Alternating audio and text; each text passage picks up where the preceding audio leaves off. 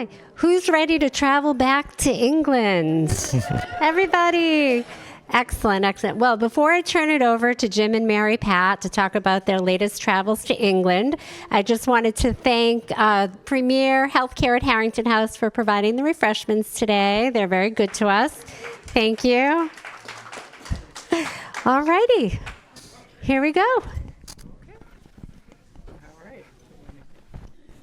Hello, boys and girls. Can you hear this? Yeah. All right. Too loud? No. Welcome back for the fourth version of watching other people's slides, vacation. We're glad to do it for you. If you keep coming, we'll keep doing it. But I know you probably all can't believe we keep going back to England. Someday we will go somewhere else. I do get asked, how come you keep going to England? And don't you get tired of it? And the answer is no. Not yet. That's it, just no. It's a wonderful place to visit, right? Right, okay. So, you've been watching a pre-show of interesting cars. We like to do that with every presentation, especially that one. How do you like that one? That hauls the lifeboat down to the beach. Or don't get in trouble. It did 50 years ago, anyway.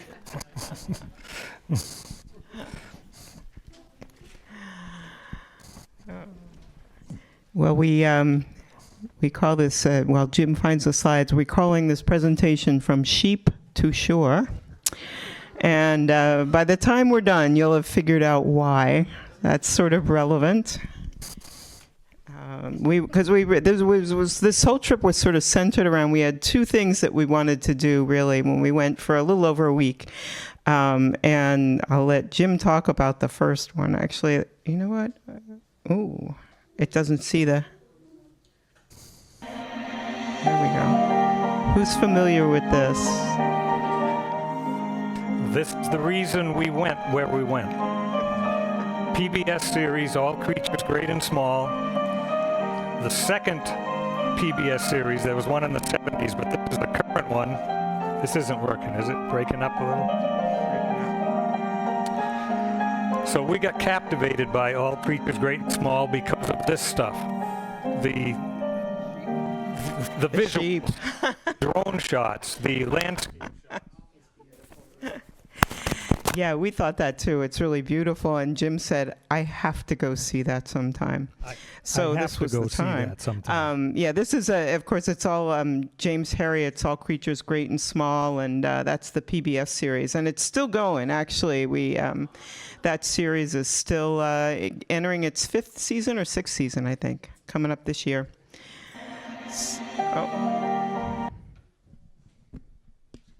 Oh, we're packing to leave. So I have a great travel planner over here. And this trip was put together from her research, etc. But yes, every time we travel, we have a couple of a guy and a girl here who don't want us to go. Panda especially is going to go in my suitcase. Someday she will. So off we go to Logan Airport bright and early one morning last May, British Airways, on a daytime flight, which is awesome. And because we got in later in the day, we stayed for a night in London before we went anywhere. And this is sort of our home away from home in London, the Brook Green Hotel. You could see Jim looking like the lost traveler at the front door there. That's a pub in the bottom floor of the hotel. And a beautiful little pub terrace out back, which is where we had our first gin and tonic of the trip that evening. But the next morning we were up early and out. Whoops. There we go. So where exactly did we go? So we had to go up to Yorkshire, to the Yorkshire Dales National Park, is where a lot of the series was filmed. We had sort of found that out earlier, a couple names of towns where a lot of the filming was done. So we just sort of booked a bed and breakfast type of place up in that area, in a little town called Skipton. So you can see London is down here, and we were kind of up around the middle of the country. So we did this as a train trip because there's no way to travel like train over in England. It's awesome. This is King's Cross Station. If you're a Harry Potter fan, you recognize this. Platform 9 3/4 takes you to Hogwarts. But we didn't go to Hogwarts. We were on a train. We were on the party train, though. We were on the party train, all right. There was a soccer tournament of some sort, and these guys were well into it already. 10:30 in the morning, Sunday morning, 10:30 on a Sunday morning. You don't see this here on the tee, but that's Belgian beer, and that's only some of the cans. It was a social ride. Loud and raucous. It was a riot. It was kind of fun. And if you look in the red circle there, you can see how fast we're going to the north there. Yep. The Waze app thinks I'm on a road of a 30-mile-an-hour limit, but we're going 126. Smooth, though. We had to change trains up in Leeds, so this was our little train to Skipton, to the town of Skipton. But, we're always just... the train service over there is just unbelievable. The stations are immaculate. The trains are immaculate. So as we're way up north, and things are starting to get hilly. This is starting to be the Yorkshire Dales and the scenery out the window. And we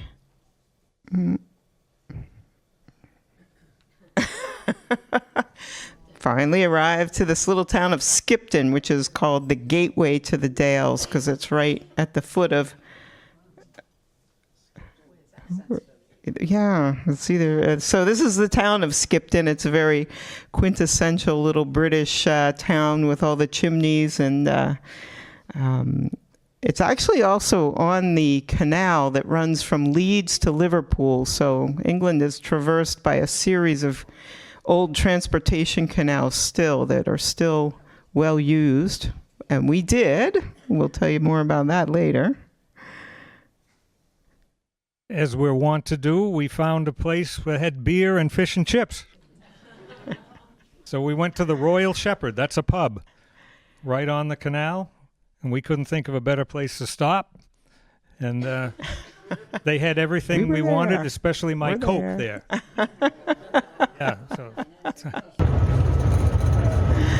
so bright and early the next day, we took a bus from the town of Skipton. It's a crazy ride. It's like riding with Billy. But never Jim. The bus went way up into the Dales. We were sort of at the mouth of the national park when we started, and so there's all these little towns. There's a lot of private land still, and these lots of individual little towns in the national park. And this was a little town called Kettlewell, and you can see it's very still very quaint. Small stone homes were really beautiful. There was one store in town. I had to go in and see what was there to be offered. It kind of had a little of everything, and this is also, I think. And Jim and this. Yeah, this was This is the British phone booth the classic British phone booth, right? This one actually has a phone in it. I think it's the only phone in town. I'm sure it was. There's one of those right up above us here, too. And duck races. They have duck races there, too. You can see the finish line for their duck race in Kettlewell. Walpole Day, they send the ducks down the creek there. Some things are the same everywhere. This was a wonderful little town, just quintessential England, we think. We love it. And then we saw our first adorable little sheep coming right through the middle of town. That's a new way to be a shepherd with your four-wheeler. Got another. Here's the two littlest ones who got lost in the back. That's a well-meaning tourist like us who's going to go chase them in, but they weren't going to have any of it. So you can kind of tell we didn't really plan this, but inadvertently we went right during lambing season. This fellow scooped one up under each arm and pulled them back into the barn. But yeah, they all had little lambs. Their lambs were about 2 months old, so it was really adorable. And you'll see many more. Where this was a little bit further down the dale, the town of Grassington, and this was really sort of our destination because we knew this is where they filmed a lot of All Creatures Great and Small. So the Skeldale, the vet practice, the all the scenes around town, the store, and the pub, the Drover's Arms. If you've watched the series, you recognize the Drover's Arms. And we were there. The production company has left the Drover's Arms signs up, but the real name is the Devonshire, so they're both there. So it's known to the locals as the Devonshire, but the Drover's Arms, if you watch the series, I think everybody should. Yeah. They celebrate a lot in the Drover's Arms. We celebrated at the Cake House. This was a little British tea and pastry venue. It was just totally, the pastries were everything was so good. It's tea and cake. Not as sweet as it is here, which I like. So this is the other thing we found walking around town. I bought two, apparently. This is completely coincidental, but those two cars, we walked by the police station, and that ramp truck had those two cars on it, parked at the end of a day. Those two cars are actually co-stars, very prominent in the series, All Creatures Great and Small.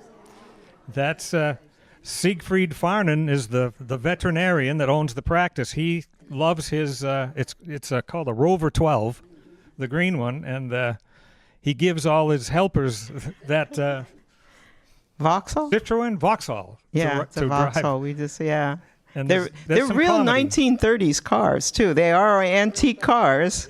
We talked to some of the locals around town about the filming, and when the filming is happening, they really take over town, and they change the way the houses look. They take signs down. Then they put things back up when they leave, and you never knew they were there, but they were going to film again for this coming season. Yeah, so there's a promotional poster, and there you can see the Rover, and that's the cast of the show. If we had a mission to do that, we never would have seen that. Never. Yeah. Randomly. Totally randomly, because it was gone 2 days later, I think, when we went back up there. So here's our first creature, our small creature. This was so funny. This cat who was sitting on a park bench across the street from the gateway to the Dales Visitor Center. Tons of people walking by, and this cat is just hanging out, waiting for people to come by and pet him. And so we did, but then we saw the sign that says, "He is not a stray. Please don't feed him or take him home. He lives here." There's a house right behind that stone wall, and his name is Chuffers. And Chuffers has an Instagram page. I actually follow him on Instagram now. This cat is always sitting out there, too. It's on his Instagram page. Like she said, right across the street from Chuffers almost is this visitor center for the Yorkshire Dales National Park. So it's a way to see the Dales officially, sort of. The logo is a ram's head, so more sheep, right? And there's the view from there. And the Sheik of Araby here, it was a misty, cool day, so hence the headgear. But if this isn't going back in time. Yeah. See if you can. Yep, so they lead you to take off down that path between two stone walls and off into the country. You're right. I was known person. Oh, actually, that is an unknown. I thought the purple jacket was me. But yeah, you can see there's more houses down the back there. So we walked down, and this is the Wharf River, which is running through the dale we were in was Wharfdale. After the river, the Wharf River, and these old homes and an old 1300s church. We don't have any pictures of that in there, but we wandered around there and in the graveyard there. And as Jim said, it just looks an awful lot like you think it must have looked like this for a long time. And you're not restricted. You walk where you want to walk. You have to watch where you walk. You see? Really watch where you walk. But you're out there with nature, let's say that. And, Here's I like this shot, especially the old bridges up there too, over all the rivers through the dales. There's a lot of these stone arched bridges are really gorgeous. Oh, yeah, we do have a couple of live shots of the moving wildlife. They look pretty ratty, don't they? The ewes actually look like the worse for the wear. They're look like they need a veterinarian. But yeah, we're just wandering along the river here, and they're all grazing out in the parkland.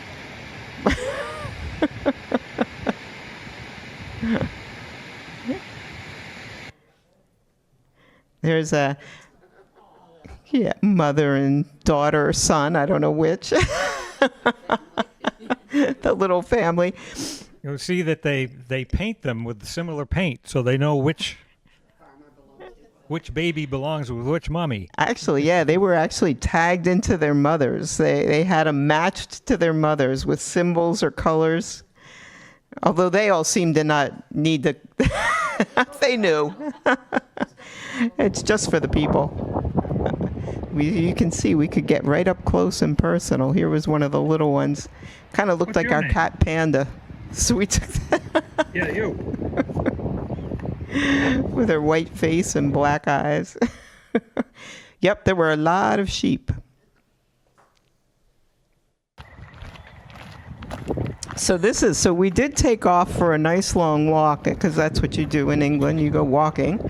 And that is the best way, of course, to see the area. And so I think if you've seen when we've talked before, talked about that there's a whole system of footpaths in England, and through private land even, they have to allow access for foot travel. And so this particular footpath that we were on was called the Dales Way. Yeah. Mom's about had it with them.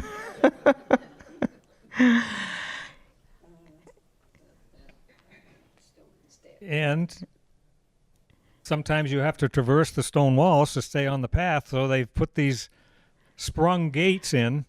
The sheep can't push them open because they pull open in this direction at least. So Mary Pat's climbing the steps that are made into the stone wall, probably centuries ago, I don't know for sure, but you often have to negotiate some climbing and jumping over walls, etc. Gated, no real jumping, but gates for sure. Yeah, we had to close and lock gates a number of places along the way, because we were on private farmland too, as part of this walk on the Dales Way. But it largely did follow the river. Oh, there's some more some more walkers. Some more walkers and some four-legged walkers. That's right. Who said that? You're right. Those are cows. It's not often around here you just get to mingle with them, but they paid no attention to us. They just kept on their mission. On the opposite direction. This is this is as you're walking along, this, like I said, you're walking through private farmlands, and you can see way up on the top of the hill, there's like cows and sheep up there. But these old stone farmhouses sort of dot the landscape, and stone walls, of course, everywhere. And so here again, we're kind of walking along the Wharf River. This is a little footbridge. We had to cross the river. Used to be stepping stones, but they were partially submerged. So thank heavens they built this little bridge, which really is a footbridge. So there's Jim going across it. It wasn't more than, couldn't have been 2 feet wide, maybe. Swings a little in the middle. And this is, under the tent is our lunch stop, the Red Lion. Guess what? It's a pub. And what a view. Still on the Wharf River. We ate not under the tent, but out in the sunshine. It was beautiful. This is as far as we walked, and then we decided we'd turn around and walk back the same way we came. Head home. This is a pheasant. A little pheasant running through the picture here. I haven't seen one of them over here in years. He was hightailing across the field. This was right outside the town of Grassington, which sits up out of the dale a little bit. Now, we have a camper van that looks a lot like that one, so we were wondering how in the world we could get this done in our camper. We don't quite find anything here with a view like that. Little pop-up campground, right? I think they can stay for multiple days in this campground. Yeah. Oh, and then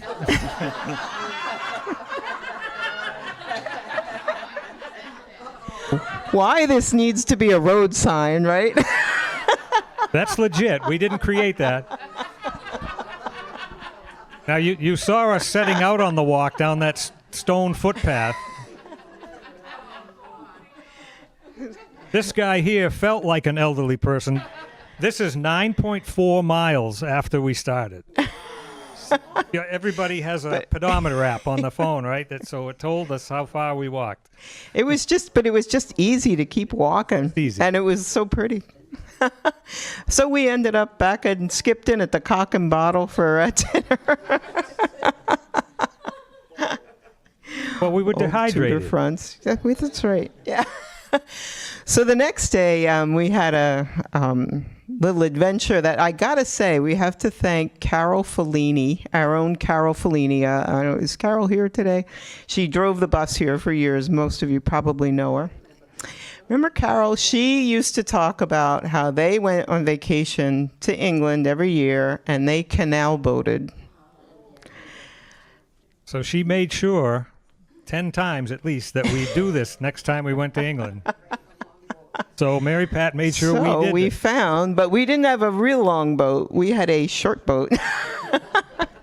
But lo and behold, yeah, you can rent these, and believe it or not, they trust you to just take off on your own with virtually very little instruction. Yeah, 20 minutes. That's the B-Dale. They took instruction with us. There were two of these tied up. We had the Airedale, and they turn you loose right away. But we had 15 minutes of how to start the engine. That's about it. And then off you go, leaving town on these narrow little corridors. We were not allowed to go through a lock. That was the one thing, because they didn't teach us they didn't have time to teach us the locks. Yeah, this is a day boat trip. Oops. Yeah, that was me at the tiller. That was really scary. Let me tell you. Even at 3 miles an hour, I felt dangerous. I could not get the hang of this. That big tiller steers the rudder, and the rudder's in the back, the stern. And try, until you get used to it, try steering something that moves from the back first. And you can see her issue. Good thing Jim was a lot better at it than I was. In reality, it wasn't this loud. But as noted by Laura, it was about 3 miles an hour. It's a slow ride. It's a very peaceful ride, except for the engine noise. The occasional cow. But this is sort of more of the scenery. So, there's our captain. This was a lot better when Jim was driving. He drove most of the way. On our way to Leeds. It's beginning to rain, and it's cold. It rains over there. Glad I had the jacket. But we weren't fooling. Leeds is 27.25 miles away. We were headed there. We by the time that half the day was through, though, here's another clip. This is me. Actually, what you can see here is down into the boat. So looking from the back, it's a little camper inside. It's really cute. It's got a little 2 benches that you can fold down into a bed, or put a table up in there, and a little kitchen area and bathroom. We even had a bathroom. We could have stayed on it. And what they want you to do and what you're allowed to do is pull over to either side of the canal anywhere, anytime you want, Oh, these guys. and go into the town or just tie up and use that little kitchen. And we did that. When it really began to rain, we went indoors and had tea and cake. But I'm ahead of myself. Wait, go. It's not all fun and games. You have to work a little.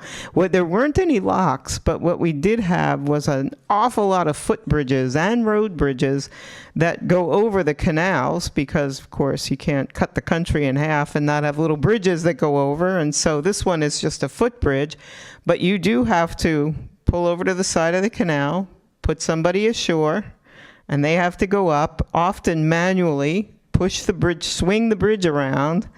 So you have to, they're locked. You have to get up, unlock it. They give you a little key, and then just push it like a little mule on a cart track. and it swings, and then it's in line with the canal, and you go through, tie up on the other side. Any people traveling with you in other boats go through because of the effort you put in. And they wave goodbye, and you have to go back and close it. And then you catch up to them, and they're doing it the next time. Then they have to do it for you next bridge. Yeah, there we are, tied up alongside, and that's about where we were firing up the gas stove and having tea. Yeah, there it it was a little wet. We were a little wet and soggy, but yeah, we brought some nice That's baked England, goods right? from town. So, yeah, that was our day boating. So we were out the entire day. I think we were 10 till we had to be back at 4. Yeah. And we were till 5. We were right on the dot. What did we just decide? made it. We weren't We went penalized. 9 miles all day. Yeah. It was just We 4 never thought miles about- down and 4 back. Didn't think about talking about this, but turning around at the 4-mile part was interesting.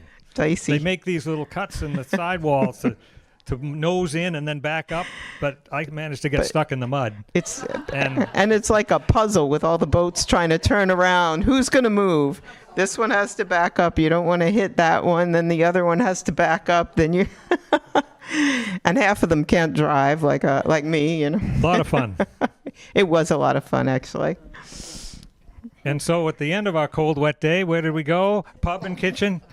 Actually named the Narrowboat. So. Right down by the canal. So that was our time up in Yorkshire.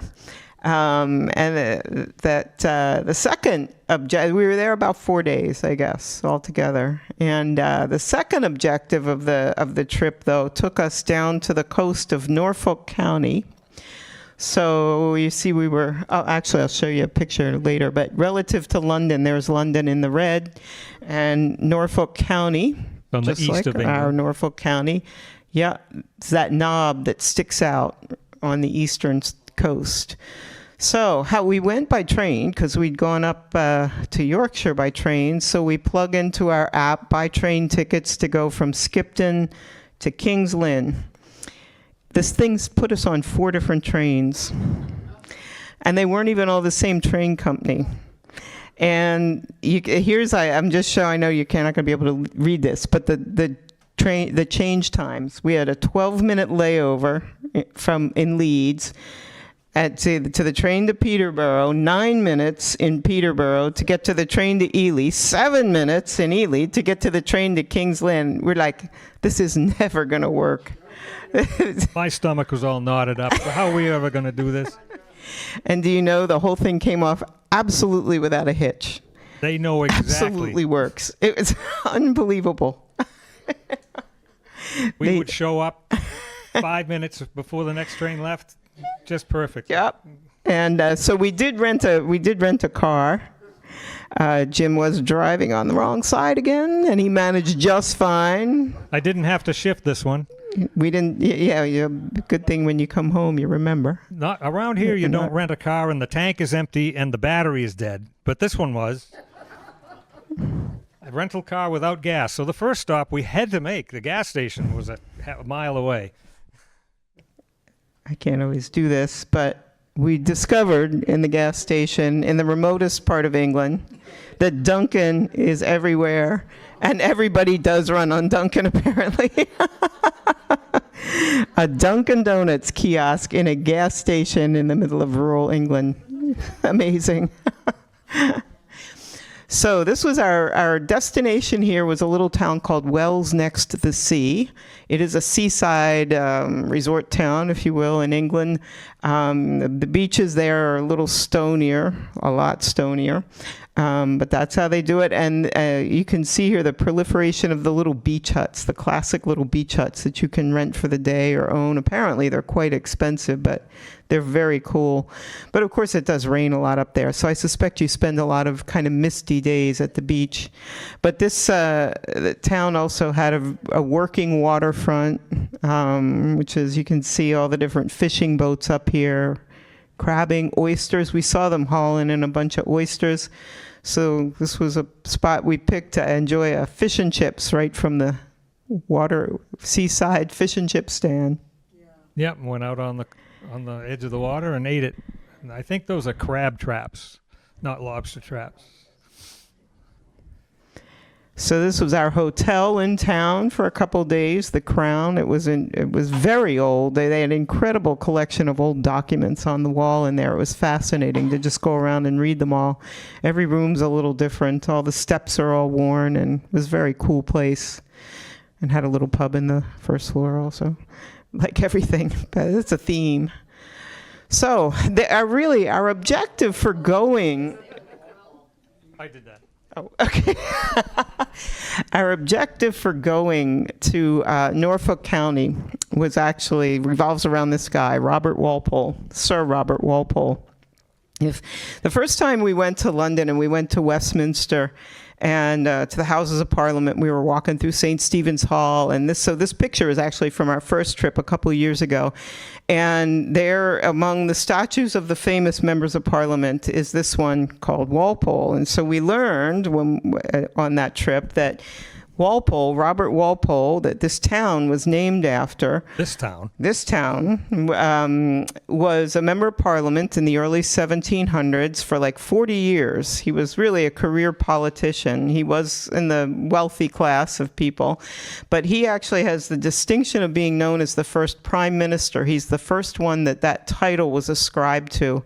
In that day, the country was really run more by the king, and Parliament was more of a citizens' advisory, maybe you might say. But when King George I was in power, Walpole was really the person who reached out to him and formed a strong bond and became the voice of Parliament to the king. And so he got this title, Prime Minister. So he was in that role for 21 years, which is actually the longest standing Prime Minister in history. Nobody else has beat that tenure till today. So, he was... So here's a little bit, now we learn a little more about Robert Walpole. Last year, when we had Walpole 300, there was a very good presentation by a local historian at our public library.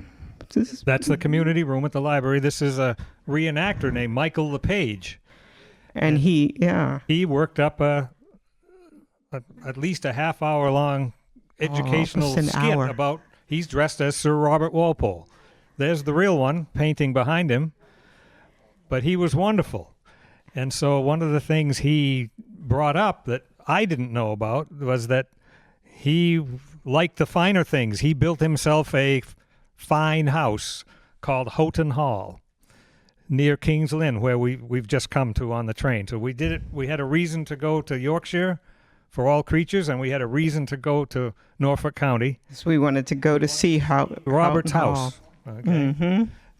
So the house is actually, he started it in 1722. So he became prime minister in 21, and our town was named after him in 24.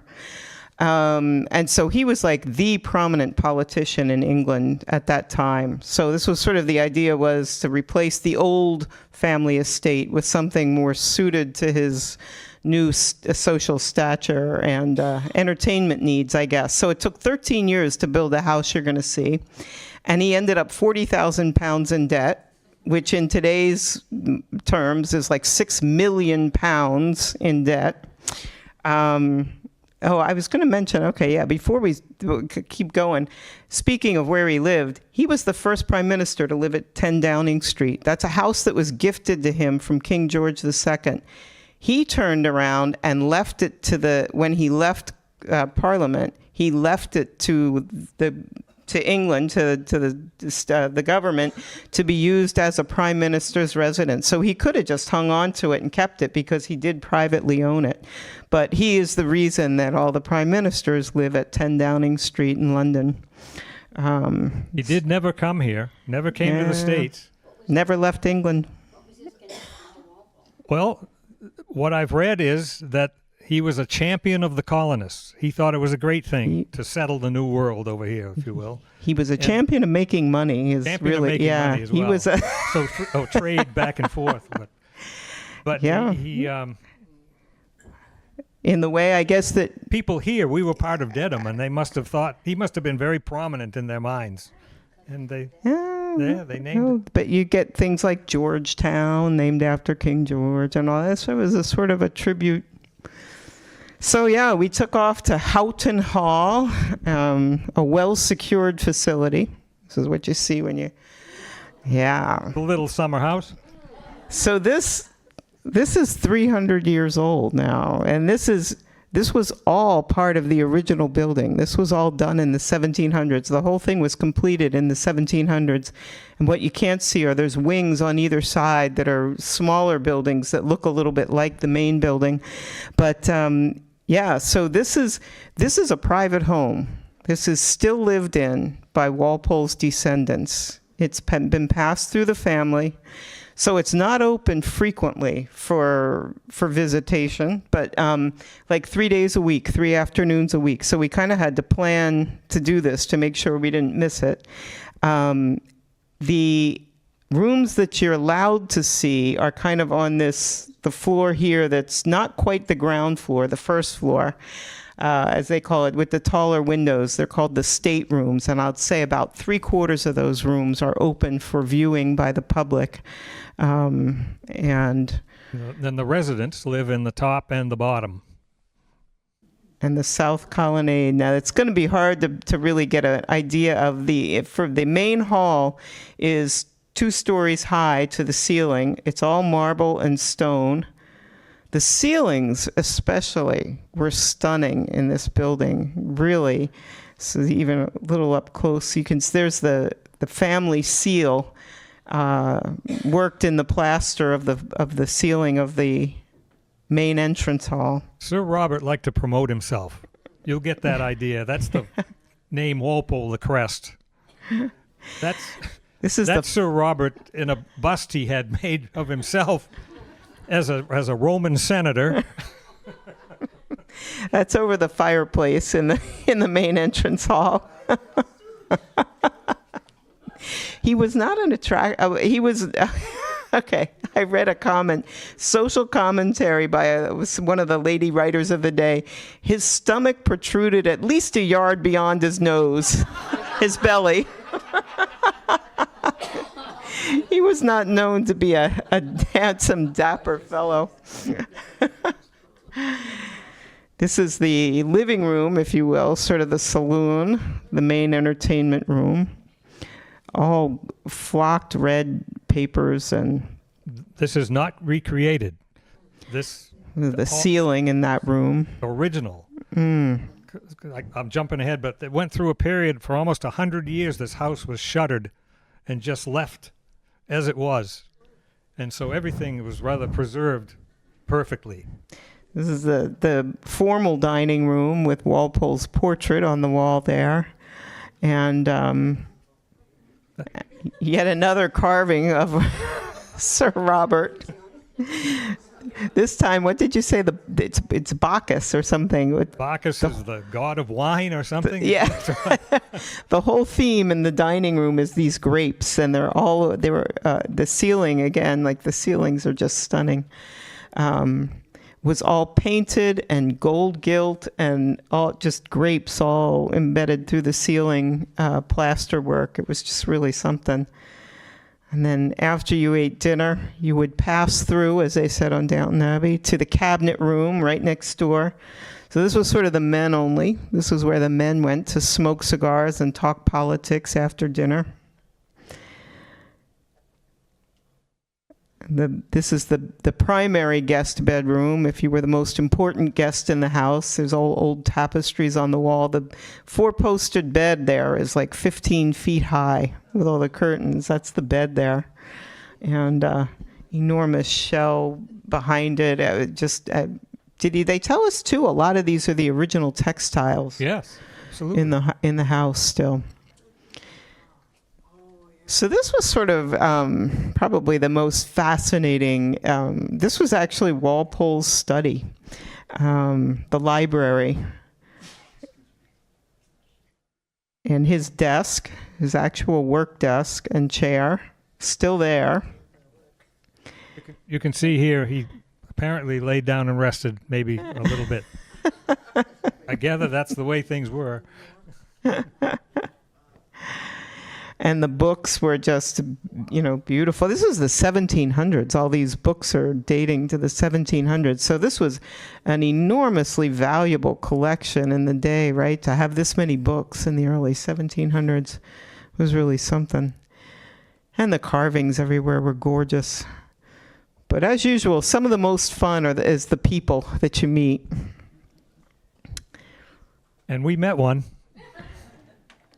This is the fellow that authored this book that we just happened to buy a couple days before that, called A Walpole Compendium, a series of all funny stories about Walpole and the estate. His name is Richard Boxall? Chris Boxall. Chris Boxall. Happened to be there. He's one of several docents or guides within the house. They don't let you wander at will, but they're there to inform you. But one of the things that we informed them of, you can see what shirt I'm wearing. I'm flying the colors from here. And I wondered what they'd say, and they were flabbergasted. They did not seem to know that Sir Robert Walpole had a namesake town over here. Even they were experts in the house and the history of him and the house. So yeah, this was news. One crotchety woman said, "What is Council on Agging?" And I said, No. She said, "You didn't spell it right." And I said, "Well, over across the Atlantic, this is the way it's spelled." And she didn't like that. I don't think she spoke to me for the rest of the tour. But Chris and other people were quite taken with that. In fact, they said, "Oh, the homeowner would love to meet you." Yeah, so the homeowner. So let's talk about the homeowner, actually, and then we'll go back to that story. We said this is still a private residence, and this is the private residence of the descendant, the great-great-great-grandson of Sir Robert Walpole, or one of the descendants of Sir Robert Walpole. His name is David Cholmondeley. He's a Marquess, the 7th Marquess of Cholmondeley. And here he is and he's about our age, I would say. He's in his 60s. And his wife, Rose Hanbury, who's quite a bit younger than he is. And I don't know, did that name ring a bell? You know exactly where we're going with this. Because Mrs. Hanbury, was recently in the tabloids about the whole affair of Prince William's having an affair with Kate Middleton's best friend, Rose Hanbury. So this is how this is the people that live in Houghton Hall. So I don't believe it. Personally, I don't believe it. But Houghton Hall is actually fairly close to Sandringham, which is one of the royal palaces up near King's Lynn, the palace where the royal family always spends Christmas. So they are kind of neighbors. And Kate and Rose are about the same age. And so she has been in the news lately. They do have 3 children, though, the Cholmondeleys. What was you were going to make some comment, like you said, Chris said. David was in the house earlier in the day, and he said, "Oh, we're home in the morning of our tour," and they didn't know if he was still in the house, and they thought, well, we're going to tell him you're here and have a story about Walpole that we didn't know about. And apparently we were there too late. The place closed at 5, and it never got pursued to meet David. But they made sure if we ever came back to let them know ahead of time, because he wanted to know. They would love to. So if any of you go, if this inspires anybody to go, we'll give you his name. You can get in touch, and you can meet the Marquess of Cholmondeley. But they, in addition to letting people tour the house, though, they are tremendous patrons of the arts. They're always running sculpture shows on the grounds and art shows. Every year they have a big exhibit by another artist, and so they really do a lot. Horse shows there. The place is well visited, well used, which is neat. This is the front door, if you will. I know many of you seen Downton Abbey. This is sort of the same view you'd have at Downton Abbey's house. What in the world? Downton Abbey. Downton Abbey. Highclere Castle now. But just wow. Yeah. So this is also on the estate grounds. So, of course, the grounds are massive. And there's a hunting park out front. Robert enjoyed riding and hunting. That were sort of two of his big pastimes. And they often had hunting parties here. But he bred or was responsible for, I'm not sure which, having the estate have its own herd of white deer. They are pure. And so they're still hanging out there today. So more creatures. And they don't care much about you. You can walk up to them pretty close. Again, watch your step. Yeah. Yep. So they were out in the front yard. I guess this is how they mow all that, because it's just enormous. It's expansive. All creatures. All creatures, great and small.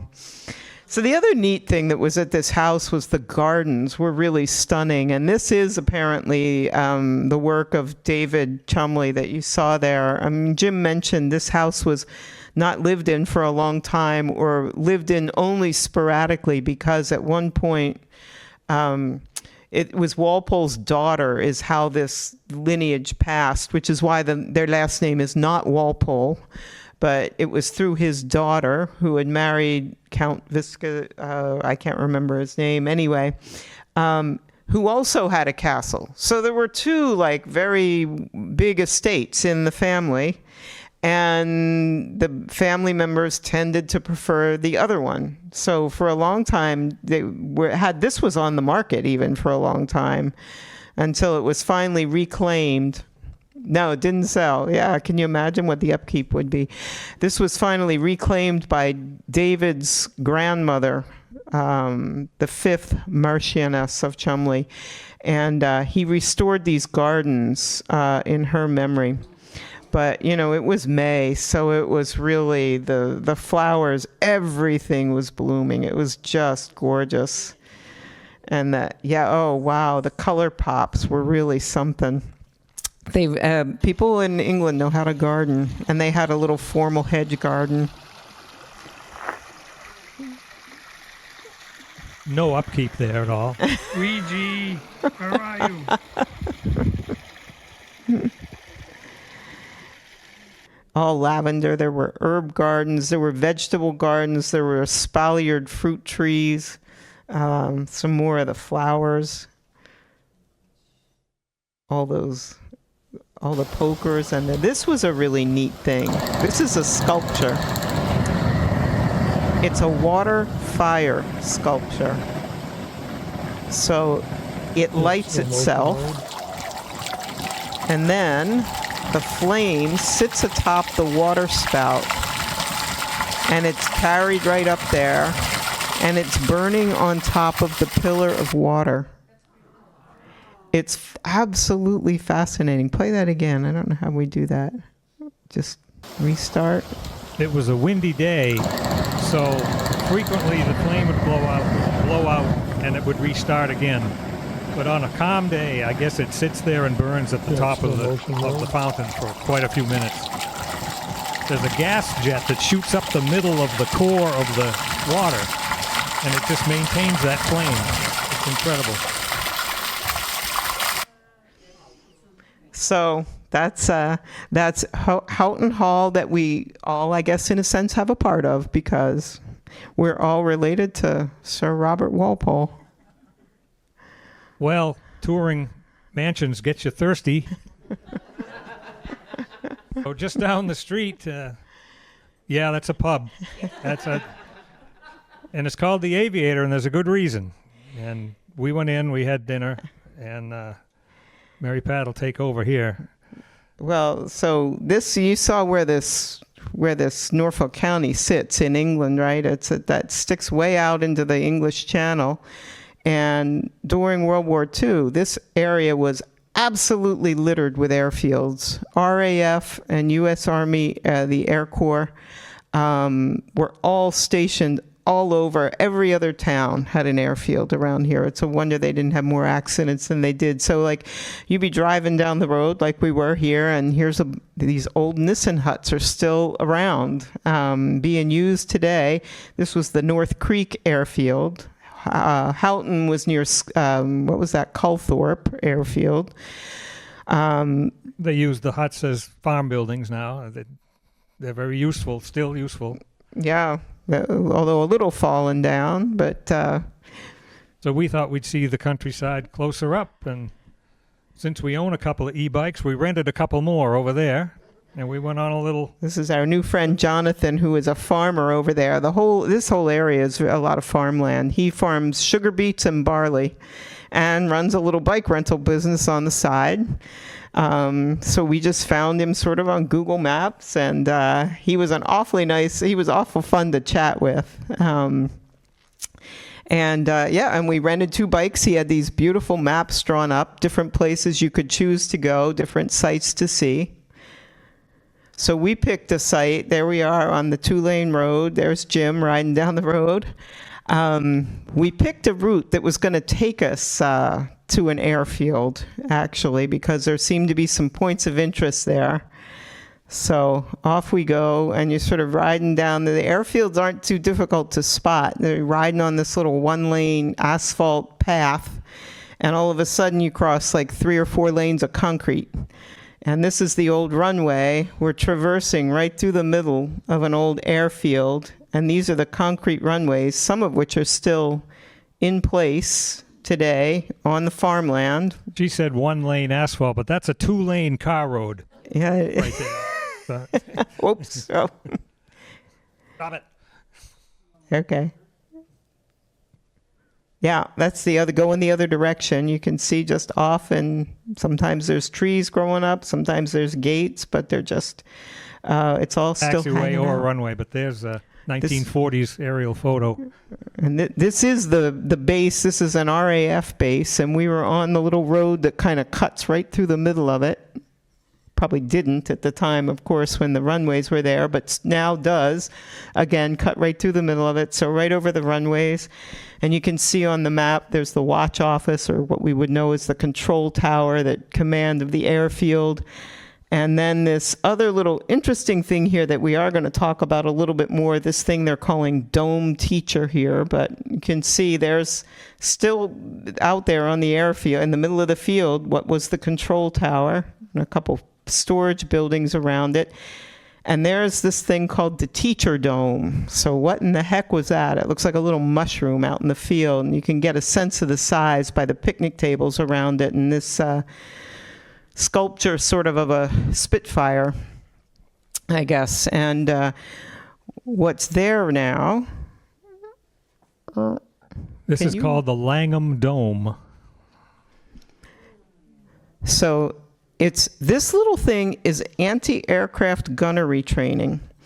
There were 40 or 50 of these around the country in World War II. There's 6 of them left, and one of them's at this airfield. And a couple of local people were inside there as tour guides. They were a lot of fun. They gave us a lot of info about what this was all used for. This is another thing that almost disappeared, and people decided we have to save this. It's essentially like the first Omni Theater. So it was this domed ceiling. Anti-aircraft gunnery was fairly new, right? Because planes were still fairly new in World War II. And they really didn't have any good way to train people to how do you time the shot that you can hit the plane. So somebody came up with this idea. This is how it works. Take this new device called the motion picture camera. And if we project that against a mirror and up onto a domed ceiling, we can simulate an aircraft flying overhead so that you can get a real sense of what is it like to have to lead the aircraft up over your head. Yeah, they're training their gunners to lead the plane, right? So you have to be ahead of it, yeah. So they thought of this, and I guess it worked very well. Even Mary Pat can do it. Watch. So they let us have a shot at it, so to speak.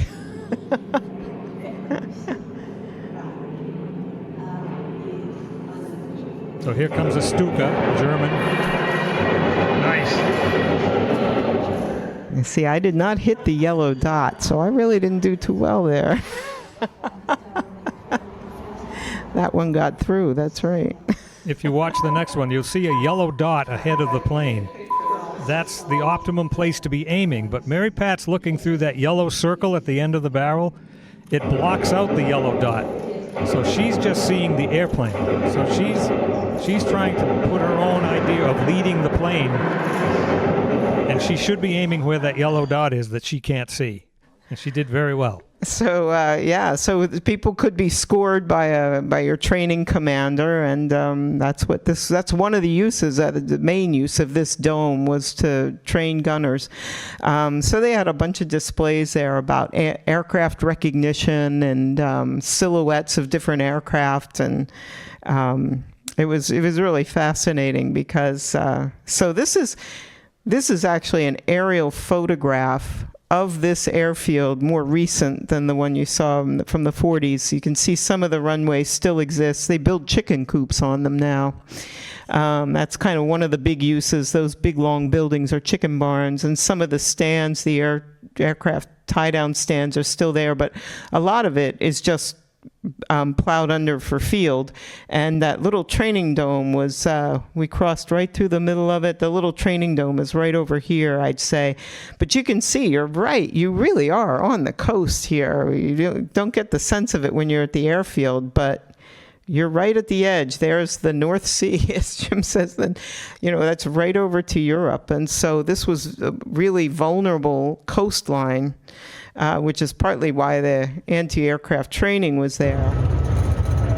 So we took another ride. We said we should take a walk along the coast. There's a walking path along the coast, the Norfolk Coast Trail, and we took a bus out to the east so that we could get on the trail and walk partway back home. So we did that. This is the path, and you can see it follows the coast, and the coast it's not quite the White Cliffs of Dover, but it's pretty steep. And you're left to your own recognizance because there are no walls or rope ties or anything to keep you from walking off the edge. Long way down there. It must not be as litigious society as we have.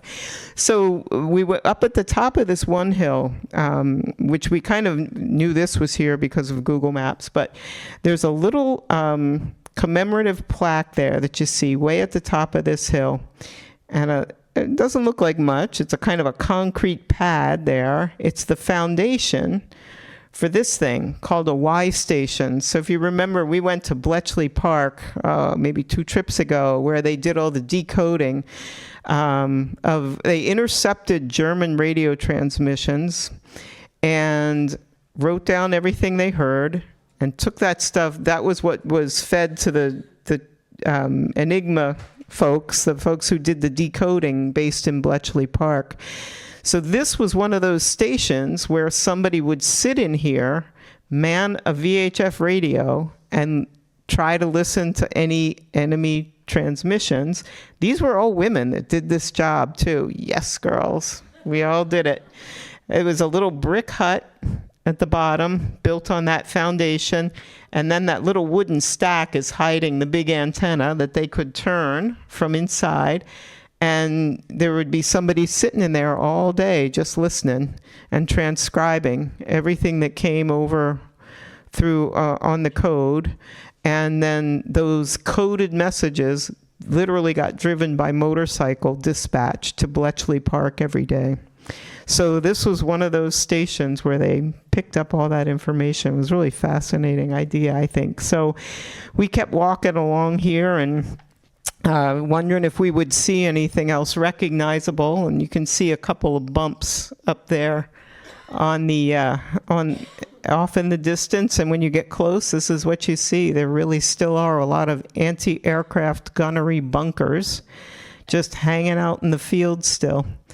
As you get a sense of the size of them. They're just kind of boarded up, brick and buried in the ground. Storage now, but they don't tear them down. Yeah, this stuff is all just hanging out there still. There's another one a little further up, and a windmill, by the way, looked like a little Dutch windmill on the side there. We saw a couple of them in the landscape. This one's sort of perched way up on the cliff, ready to fall off.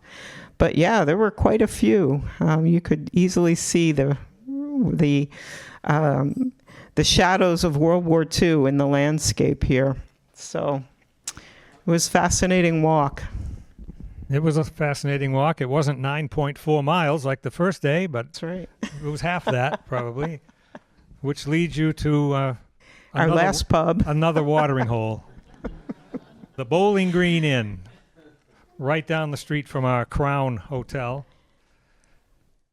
and a wonderful place out back with little shelters. I guess we call them snugs. We're not sure if that's valid or not. Owned privately. That's not a chain. This one probably one family owns it. You can tell the laundry's hanging out up there above the door. Yeah, this all goes back to this. We've decided the British are a much hardier bunch than we are. Nick is nodding. There's outdoor, right? There's outdoor blankets. You just stay outside. These people spend way more time outdoors than we do. Blankets, and you can sit outside in the rain and little fire pits. And so we did sit outside. So we're going to leave you with this one last slide. So yeah, I don't know. This is something I had never seen. I don't think you had either. Then I think somebody said it's a field of poppies. It was stunning. And we saw them it looks like it was painted in, right? Paint shopped in, a swath of orange or red. But we saw this several places in the farm fields as we were driving around Norfolk County.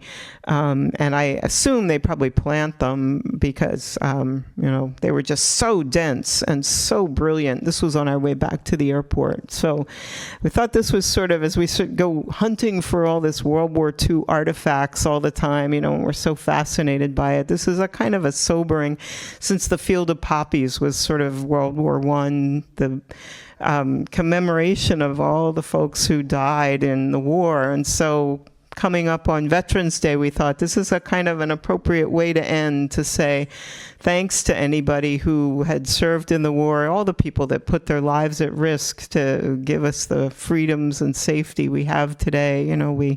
We take it for granted. We see these things as tourist attractions and love to get close to the history, but really we wouldn't want to be that history, and a lot of people were. So in honor of Veterans Day, thank you if any of you were involved in any conflicts. Thank you very much.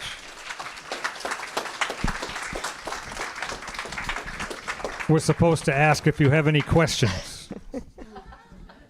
Barbara has a question. When are we going to start our own tours over there? Talk to the boss. Could happen. Never know. Thanks for coming. Gloria? Gloria has a question, Jim. I'm sorry. That has been talked about. The question was, would we ever retire to England? And let's just say, perhaps, the way things are.